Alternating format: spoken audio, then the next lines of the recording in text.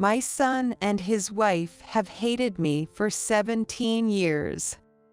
My husband has already passed away, and with no one to consult, I've just endured it all. At first, I tried to advise my son and daughter-in-law about finding work, but each time, I was met with violence, so eventually, I stopped trying altogether. For me, my grandson, Ethan, was precious, and raising him was the only meaning in my life. But now, he's graduated from high school and is leaving home. So, I made the decision to leave the house without telling my son and daughter-in-law, and with a heavy heart, I moved to a new place. And I resolved to spend the rest of my life alone. Then, I received a call from Ethan. "Congratulations on your high school graduation." Congratulations on your graduation, Grandma. For someone like me who has struggled continuously, those words were more than anything else. They made me feel like I was finally rewarded. But it wasn't just that. Not only me, but Ethan also had a plan, and because of that, I was going to be saved. I'm Kayla. I lost my husband 12 years ago, and now, at the age of 59, I'm still working as an employee of a small company. To be honest, continuing to work with my aging body is quite tough, but there's a reason I have to keep working. At home, there are my son Kenny, his wife Tara, and their son Ethan. Kenny's behavior wasn't very good, perhaps due to my parenting. He started going downhill in middle school, managed to get into high school somehow, but troubles with teachers and classmates never ceased. Furthermore, during his last year of high school, he had dating with Tara, who was 2 years younger and always hanging out at the amusement arcade, and unbelievably, she got pregnant. By the time I realized it, it was already too late, and there was nothing we could do. On the day the pregnancy was revealed, Kenny and Tara told me about it, and I felt dizzy from the shock. I knew that high schoolers getting pregnant was something that could happen in dramas or stories, but I never thought my own son would do such a thing. Even my husband, who was alive at the time, got furious at our son's selfish actions and ended up in a physical fight. Because my husband was a strict person, he probably couldn't forgive our son's disgraceful behavior even more. He would have understood that he felt he had failed in his upbringing as well. From that time on, he threw himself into work excessively and started drinking heavily, which eventually shortened his lifespan. I went to apologize to Tara's parents, but they seemed to be having trouble dealing with her too, and they declared they didn't want to be involved anymore, cutting ties with her.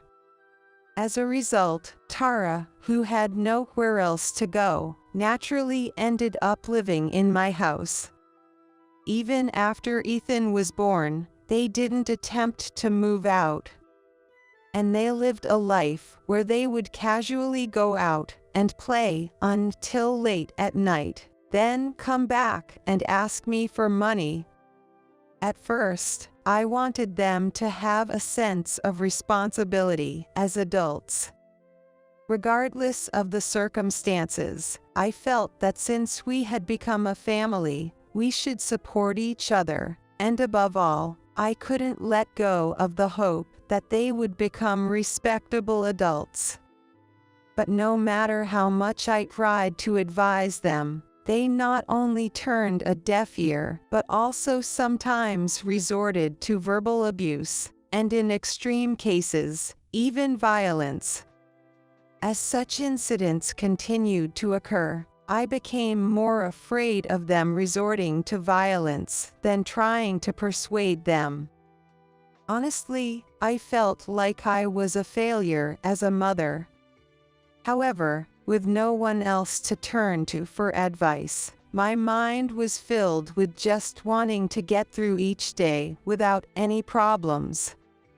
So, they never made any effort to work for a living, and even if they took on part-time jobs, they never lasted long. Because of their lazy nature, they obviously couldn't raise Ethan properly, and ended up practically abandoning their parenting duties.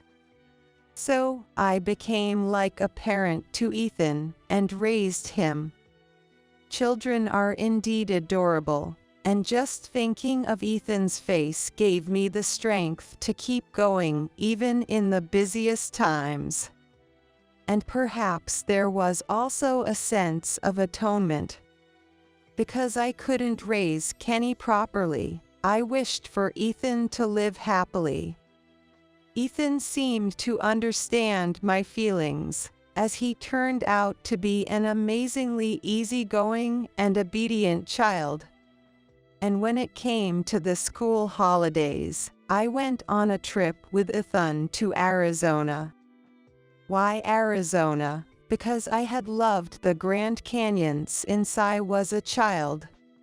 No matter how much the times may change, whenever I see the Grand Canyon, which continues to stand magnificently unchanged, I feel like I gain some power myself.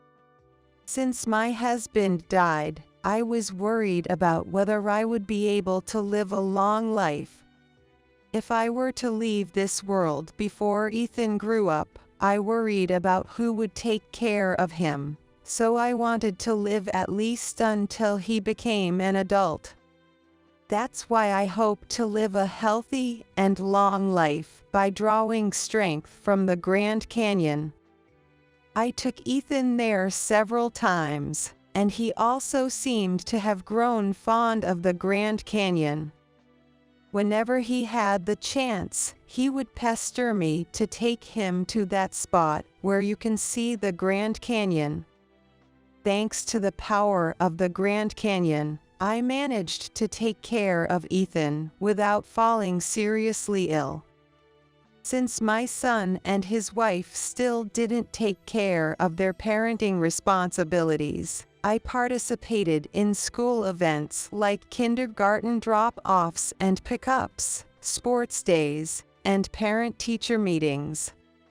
Because my son and his wife hardly participated, the teachers at school even mistook me for Ethan's parent. Taking care of my grandson while working was certainly tough, but Ethan never misbehaved like Kenny, and he always seemed fond of me. However, Kenny's attitude towards me worsened year by year. Hey, I'm going out to hang with friends, give me some money. No, that's for living expenses. Shut up, old woman. Don't back-talk to me. When I refused, Kenny resorted to physical violence. Hey, make a dinner now. What are you doing, slacking off? After preparing dinner, you can rest. Even if I had just returned from work, they wouldn't do any housework and wouldn't listen to me. Hey, why don't I teach you how to cook, and then you can try making it yourself? I said to Tara. Absolutely not. Why should I do that? You do it. She said with a disgusted expression, and just spat it out. Basically, to them, I'm neither a parent nor anything like that. I'm just a convenient maid who earns money and takes care of the housework. When I understood that's how they saw me, I felt really sad. It was so far from the family life I had imagined, and Kenny's callous attitude was really tough to bear. One day, Well, Ethan's so lucky. He's properly taken care of. while I was playing with Ethan, Kenny suddenly said, in a deliberately loud voice, so that I could hear, "What are you talking about? I've been taking care of you properly." I counted, puzzled by his words. Then, Kenny slammed the table and started shouting. Well, why do I have to live such a miserable life then? I didn't understand what Kenny was saying, so I remained silent, but his anger didn't subside. It's all your fault. If you had raised me properly, I wouldn't have gotten Tara pregnant. Tara, who was listening nearby, had a bewildered expression. No, wait. That's nonsense. You were the one who seduced me. What are you talking about now? Kenny didn't like Tara's words, so he suddenly slapped her face. Tara covered her face and crouched on the floor, bursting into tears. "Hey, Kenny, there's no need to hit her." Shut up. It's all your fault. Because of you, nothing goes right for me at work. Even when I tried to warn him, he just kept shouting, refusing to listen at all. This was a common occurrence with Kenny, and each time, I was blamed for everything. However, even when Kenny yelled at me like that, I didn't get angry. Instead, I ended up feeling sad. I might have made him feel lonely by being preoccupied with my work. Looking back, I had that awareness. However, blaming others wouldn't change the course of my life. Maybe it was because he had excess energy when he was young. Kenny could vent his dissatisfaction with life outside. However, as he aged and lost his friends to hang out with, coupled with declining physical strength, Kenny's pent-up frustrations found their way to me. It was on a cold winter day. I returned home late due to overtime work. I opened the front door while warming my freezing hands with my breath. As I entered the living room, Kenny was sitting on the sofa, glaring at me. "I'm home, sorry I'm a bit late." However, without saying anything, Kenny approached me, snatched my bag, and slammed it onto the floor. "What are you doing?" Just make dinner right now. "What?" I said I'm hungry, so make some food. Feeling tired from work, I got annoyed by Kenny's attitude. "Don't act like a child, just make it yourself." But there's no point in expecting remorse from him after saying that. Kenny's eyes hardened at my words. He grabbed my arm and started dragging me towards the front door. "Stop it, that hurts." Without a word, Kenny opened the front door and tossed me outside. "Hey!" I yelled, but the door was closed and locked without any response. Since the house keys were in my bag, I couldn't get inside. "Please, just open the door." I pleaded as I knocked on the front door. Suddenly, the door swung open. My relief was short-lived as Kenny splashed a bucket of water at me. "It's freezing, what are you doing?" The coldness was so intense that I thought my heart might stop for a moment. How's that? Cold enough for you. Serves you right. At that moment, Ethan came running from inside the house. "Dad, what are you doing?" He questioned, clearly upset. Shut up. Stay out of this. Despite Kenny's yelling, Ethan didn't back down. Watching this scene unfold, I recalled a similar incident from the past. Back then, Kenny had scolded Ethan, splashed water on him, and locked him out of the house. When I returned from work, I found Ethan shivering outside the front door, and I helped him. I didn't want him to go through such a painful experience again. It's okay, Ethan, it's not your fault. Ethan clenched his fists, looking frustrated. Meanwhile, Kenny looked down on me, smirking cruelly. That's right. It's all your fault. So you apologize to me. If you don't, I won't open the door until morning. My body trembled not only from the cold, but also from an overwhelming sense of humiliation.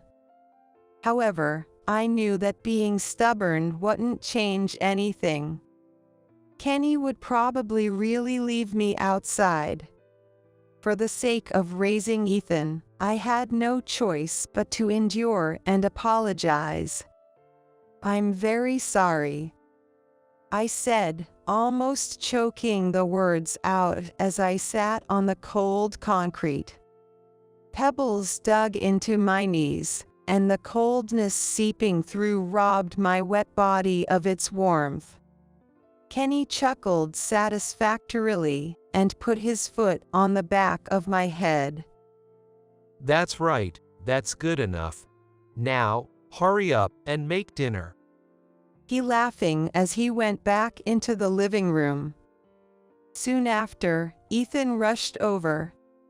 Grandma, hang in there. You need to warm up right away. He said, supporting my body. This kind of thing was not uncommon at all. Even if I tried to resist, it was clear that my elderly body would be overwhelmed. Still, the reason I kept the two of them at home was because of the lingering guilt of not raising them properly. However, every time I was subjected to violence, I couldn't help but feel pathetic, and I wondered how long this kind of life would continue. Moreover, every time I heard news of elderly parents being harmed by their sons, I felt a sense of fear, as if I were being shown my own future. So, I determined that Ethan leaving home would mark the end of this lifestyle. And it came sooner than I thought. When Ethan, now a last-year high school student, approached me for a discussion. Grandma, I've decided not to go to college and instead start working after I graduate. I was surprised by my grandson's sudden announcement. Is that so? But is that really okay? If you want to go to college, we can figure something out.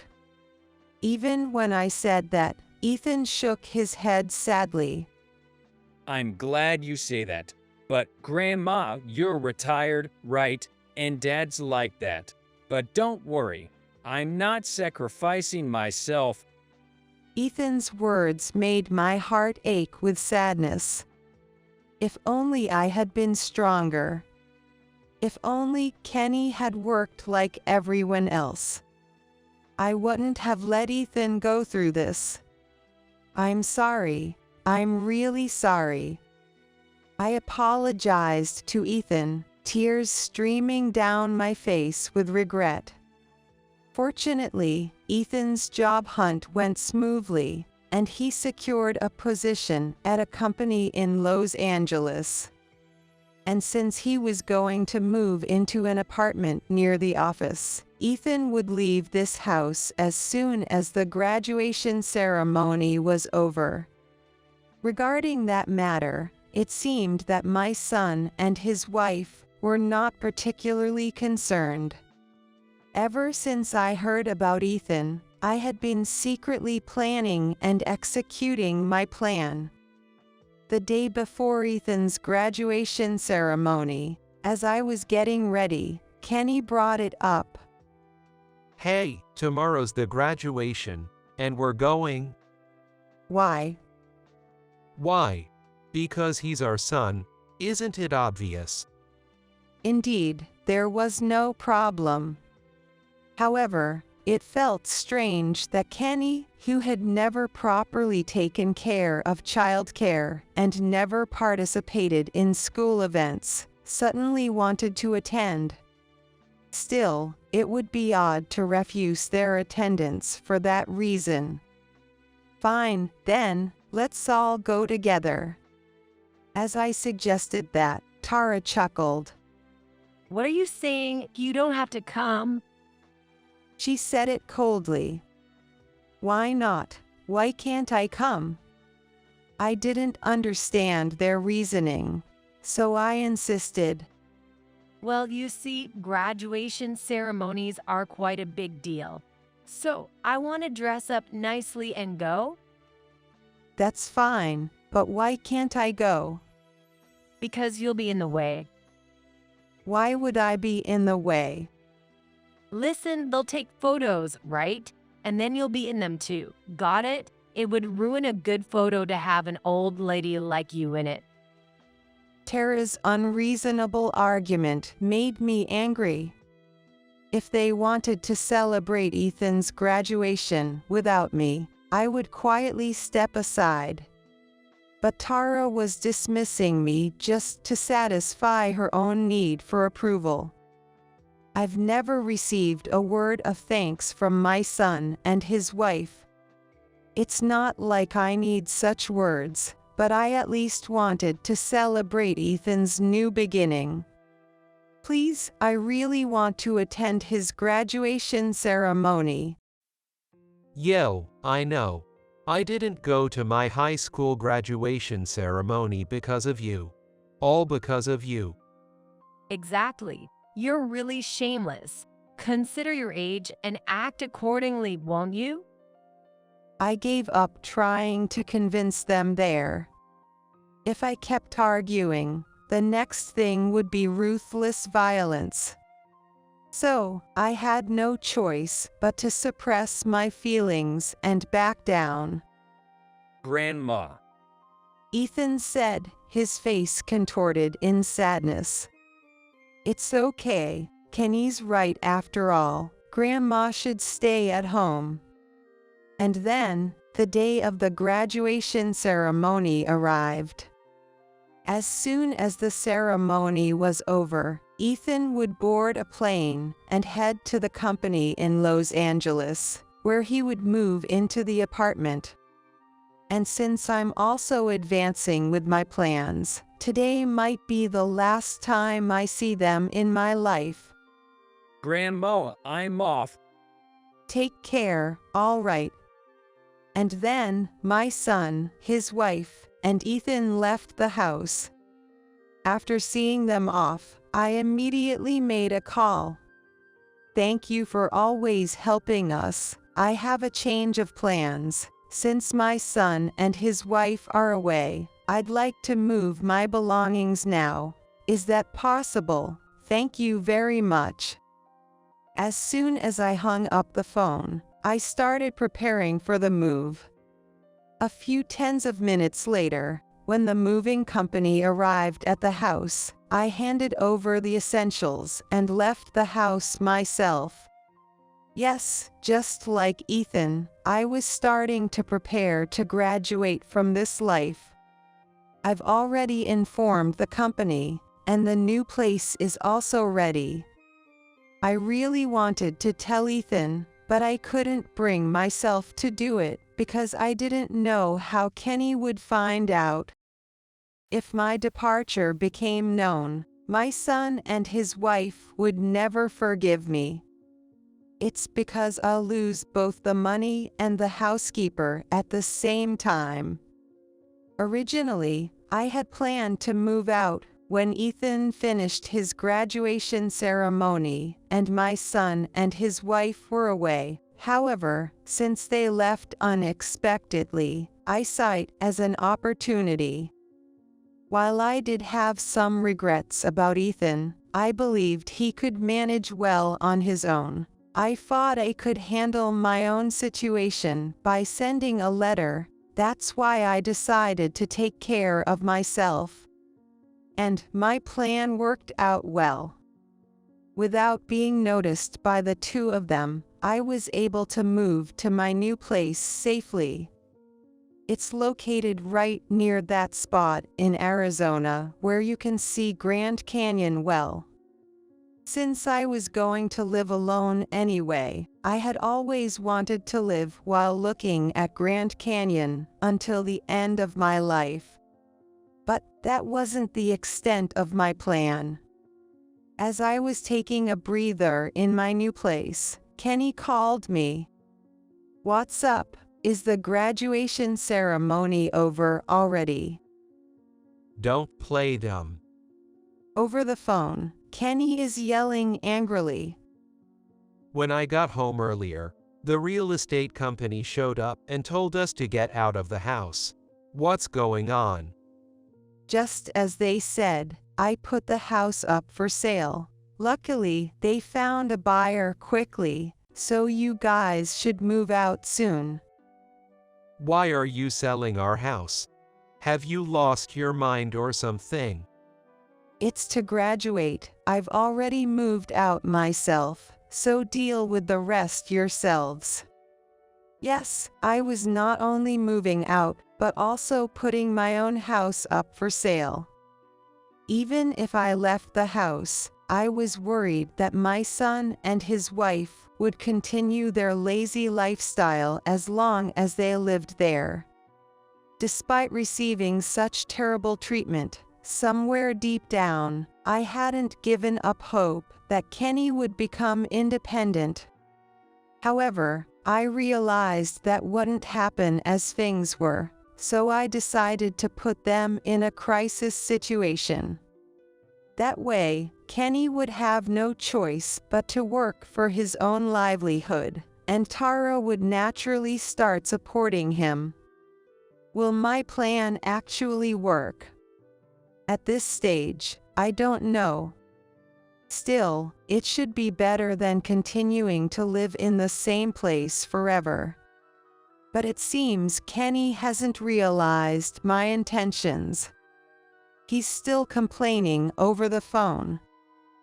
So now you're suddenly giving up on your son. Are you even a parent anymore?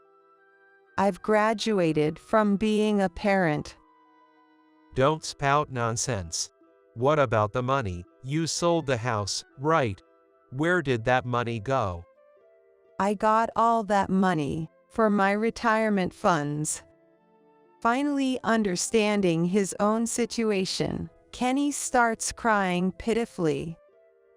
Mom, I messed up. I'm really sorry for what I did.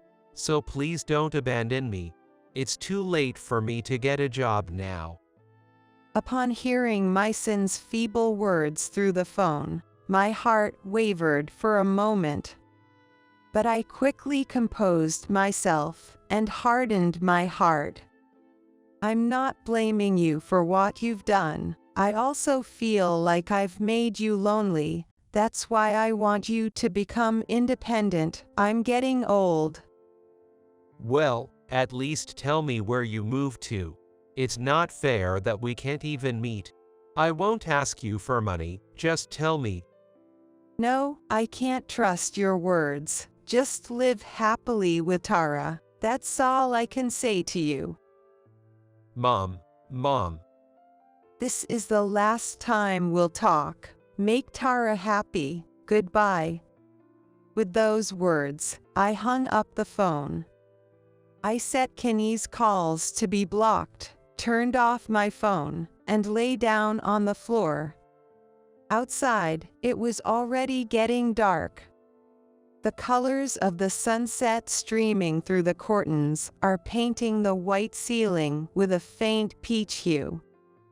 As I gaze up at that ceiling alone, I let out a deep sigh. A mix of relief that everything went well, guilt for abandoning my son and his wife, and loneliness from being all alone floods over me.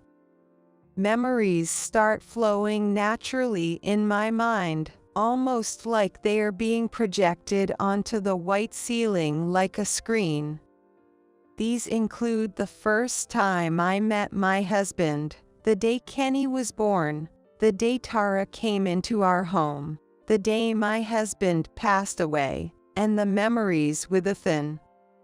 I got myself up off the floor and headed for my bedroom. There, my husband's portrait is placed. It's going to be just the two of us from now on. I sat down in front of it and muttered. Then, time passes, and Christmas holidays arrives. As usual, working as a full-time employee, I ended up extending my employment at the company as recommended, so it looks like I'll be working for a while longer. Although I had originally wanted to quit my job and take it easy, thinking about my retirement life, I wanted to earn as much money as possible and keep some social connections. However, when I didn't have work, I was always living quietly alone.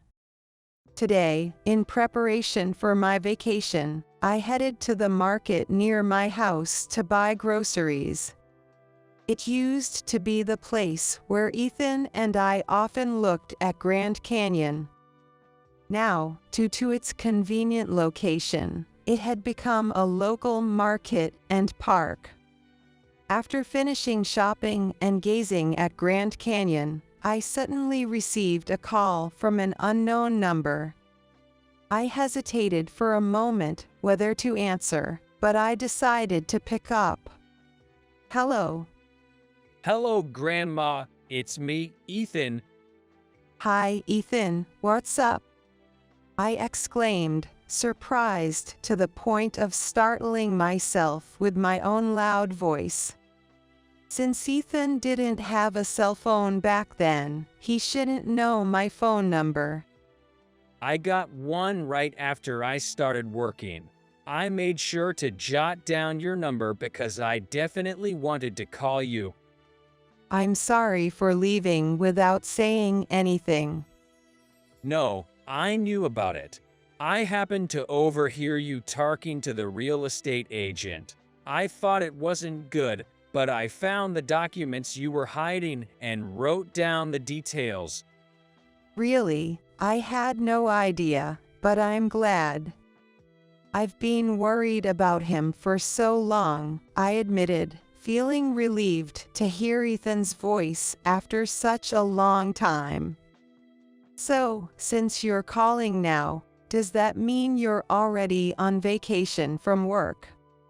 Yay, that's why I came to hang out. What? As I was about to ask Ethan what was going on, I suddenly felt a tap on my shoulder, causing me to turn around in surprise. There stood Ethan, with a wide grin on his face. Grandma, long time no see. I was so surprised. How did you know I was here? With a proud expression, Ethan replied to my question.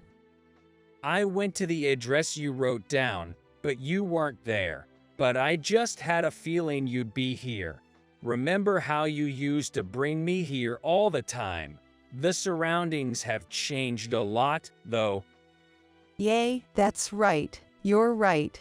But if you knew, you should have told me beforehand. It would be a shame if you came all the way from Los Angeles and couldn't find me. No, I'm not working in Los Angeles. I just said that to trick my parents. I'm actually working in Arizona. Really? Then you were actually living nearby. Ethan continued to look pleased. That's right. You've been struggling because of me, Grandma. So, from now on, I want to repay you even a little. No, it wasn't a struggle at all. Raising Ethan brought me so much happiness. I said, feeling overwhelmed by Ethan's kindness. Though life had been tough until now, it felt like all the sacrifices made for Ethan were finally paying off. I'd love to spend more time with you, Grandma, whenever I have time off. Let's go see Grand Canyon together again. Yes, let's do that. As we chatted together, my grandson and I, it felt like Grand Canyon was quietly watching over us. From then on, whenever Ethan had time off, he stayed at my house, and we had a wonderful time together. It was truly enjoyable, especially since I couldn't have moments like these before due to the harassment from my son and daughter-in-law. I had thought I would spend my retirement lonely and isolated, but suddenly, it felt like a whole new world had opened up before me. Instead of just waiting for time to pass while cooped up at home, I actively engaged with my neighbors. Thanks to that effort, I made new friends, and each day became even more enjoyable. I heard about my son and daughter-in-law's situation through an old acquaintance. They may not be wealthy, but they seem to be managing to live on their own, which gives me some peace of mind for now. Today, as always, I plan to go to the place where I can see Grand Canyon with Ethan. Despite the challenges along the way, I am grateful to finally have peaceful days and enjoy life to the fullest.